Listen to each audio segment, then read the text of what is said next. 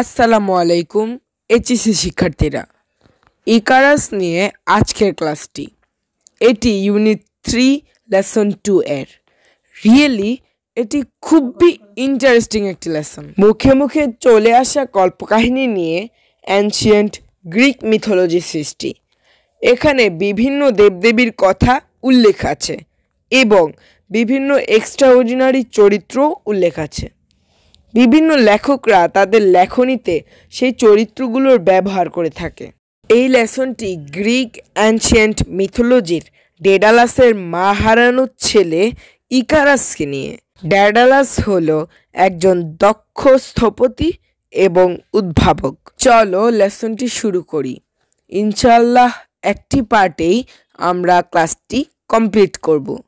Text বইটি সামনে রাখুন এবং আমার সাথে মিলিয়ে নিন।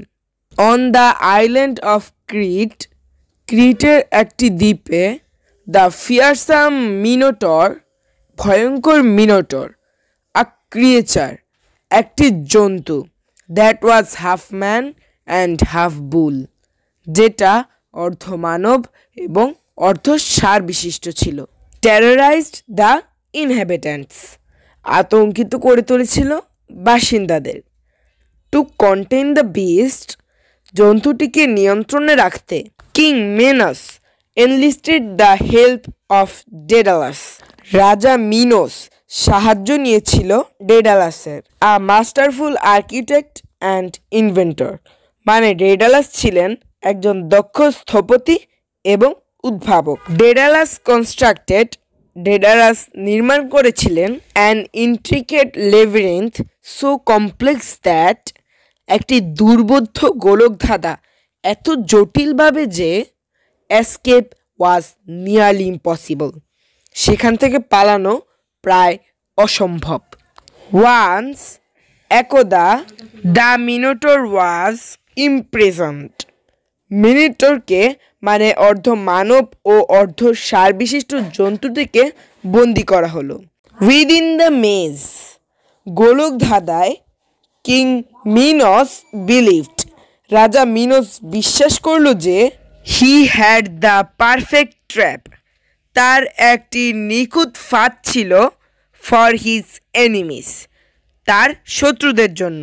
হু would be sent into the labyrinth, যাদেরকে পাঠানো হবে গোলকধাঁধায়। To meet a gruesome end, তাদের একটি বিভীষিকাময় পরিণতি হবে। হাউএভার, যাই হোক, king Minos no longer needing ডেডালাসকে আর প্রয়োজন না থাকায় ক্রুয়েলি ইমপ্রিজন্ড, নিষ্ঠুরভাবে বন্দি করল the inventor and his son Icarus, সেই আবিষ্কারক এবং তার পুত্র ইকারাসকে। উইদিন দ্য সেম লেবিরিন্থ, সেই গোলকধাঁধার মধ্যেই। ইয়েট ডেডালাস, তবুও Daedalus, familiar with the লেবিরিন্থস design, গোলকধাঁধার design বা নকশার সাথে পরিচিত থাকায়, managed to escape with Icarus, সক্ষম হয়েছিল ইকারাসকে নিয়ে পালিয়ে যেতে। আফটার ফ্লিইং, পালানোর পর, দে ফাউন্ড দেমসেলভস, তারা দেখল তাদেরকে, স্ট্র্যান্ডেড অন দ্য আইল্যান্ড, আটকে পড়েছে দ্বীপে, with no means of escape, উপায় বা পথ নেই পালানোর, by sea, সমুদ্রপথে।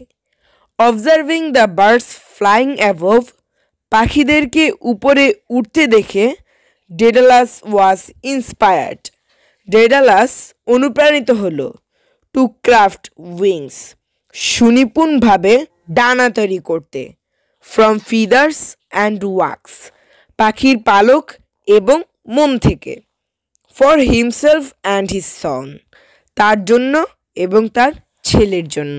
He want Icarus, সে মানে ডেডালাস সাবধান করেছিল ইকারাসকে, to fly at a moderate height, মাঝারি উচ্চতায় উঠতে, too close to the sea, সমুদ্রের খুব কাছাকাছি গেলে, and the wings would become heavy with moisture, পাখাগুলো ভারী হয়ে যাবে আর্দ্রতায়। Too close to the sun, সূর্যের কাছাকাছি গেলে and the wax would melt, মোম গলে যাবে। এ পর্যন্ত অ্যানালাইসিস করলে যা পাওয়া যায়, মিনোটর নামের অর্ধেক মানব ও অর্ধেক ষাঁড় বিশিষ্ট ভয়ঙ্কর একটি জন্তু ক্রিট দ্বীপের বাসিন্দাদের আতঙ্কিত করে তুলেছিল। সেই রাজ্যের রাজা হলেন মিনোস। রাজা মিনোস তখন ডেডালাসের সাহায্য নেন। ডেডালাস ছিলেন একজন দক্ষ স্থপতি এবং উদ্ভাবক। ডেডালাস সেই ভয়ঙ্কর জন্তুটির জন্য একটি গোলক ধাঁধা তৈরি করে দেন, যেখান থেকে সেই জন্তু মিনোটরের রক্ষা পাওয়া প্রায় অসম্ভব।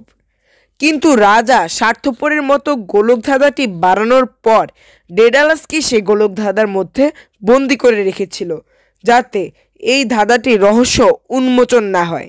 যাই হোক, এক পর্যায়ে ডেডালাস তার ছেলেকে নিয়ে এই গোলক ধাঁধা থেকে বেরোতে সক্ষম হয়েছিল, কিন্তু বের হওয়ার পরে দেখল এই দ্বীপ থেকে পালানোর কোনো পথ নেই সমুদ্র বাহন ছাড়া। পরবর্তীতে সে পাখি উঠতে দেখে অনুপ্রাণিত হয়ে তার এবং তার ছেলের জন্য নিচে পড়ে থাকা পালক এবং মোম দিয়ে সুন্দর করে ডানা বানায়। বাবা ডেডালাস ছেলে ইকারাসকে সাবধান করে দিয়েছিল যেন সমুদ্রের খুব কাছাকাছি না ওড়ে, তাহলে পাখাগুলো ভারী হয়ে যাবে, এবং যেন খুব উপরে না ওড়ে, তাহলে সূর্যের তাপে মোম গলে যাবে। চলো পরের অংশটুকু পড়ে নিই। ইনিশিয়ালি, প্রাথমিকভাবে বা শুরুর দিকে, Icarus heeded his father's advice. Icarus তার বাবার উপদেশ কর্ণপাত করে। বাট সুন, কিন্তু শীঘ্রই, overwhelmed by the excitement of the flight, উড়ন্ত অবস্থার উত্তেজনায় অভিভূত হয়ে, he shot higher and higher, সে উপরে উঠল উঁচু থেকে আরও উঁচুতে। ফর গিভিং দ্য ওয়ার্নিং, ভুলে গিয়ে সতর্কতা। অ্যাজ হি অ্যাসেন্ডেড, যেহেতু সে উপরে উঠছিল, দ্য সানস হিট, সূর্যের তাপ, melted the wax binding his wings, গলিয়ে দিল তার পাখা বাঁধাই করা মোমগুলোকে। হেল্পলেসলি ইকারাস প্লাম্পটেড, অসহায়ভাবে ইকারাস দ্রুত পড়ে গেল ইনটু দ্য সি, সমুদ্রের মধ্যে, অ্যান্ড ড্রন্ড, এবং ডুবে গেল। Leaving Daedalus to fly on alone, ডেডালাসকে একা উঠতে রেখে।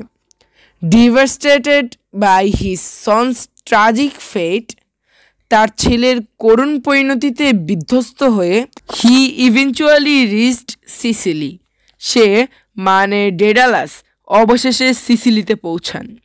ওয়ার, যেখানে, হি মন্ট ইকারাস, সে ইকারাসের জন্য মন্ট বা শোক প্রকাশ করল।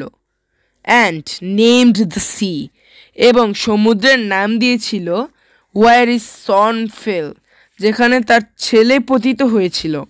The Icarus sea in the memory, Icarian সমুদ্র, তার মানে ইকারাসের স্মৃতিতে। এই প্যারা থেকে যা পেলাম তা হলো, ইকারাস প্রথমে বাবার কথা মতোই মাঝারি উচ্চতায় উঠছিল, কিন্তু এক পর্যায়ে সে উড়ার উত্তেজনায় বাবার সেই উপদেশ ভুলে গিয়ে আরও উপরে উঠতে লাগলো, এবং সূর্যের তাপে তার পাখার মোম গলতে শুরু হলো, এবং এক পর্যায়ে সে সমুদ্রে পড়ে ডুবে মারা যায়।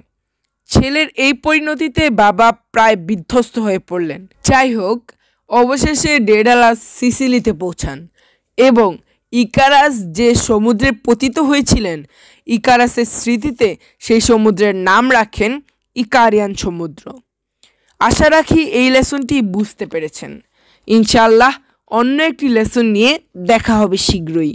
ভালো থাকবেন। আল্লাহ হাফিজ।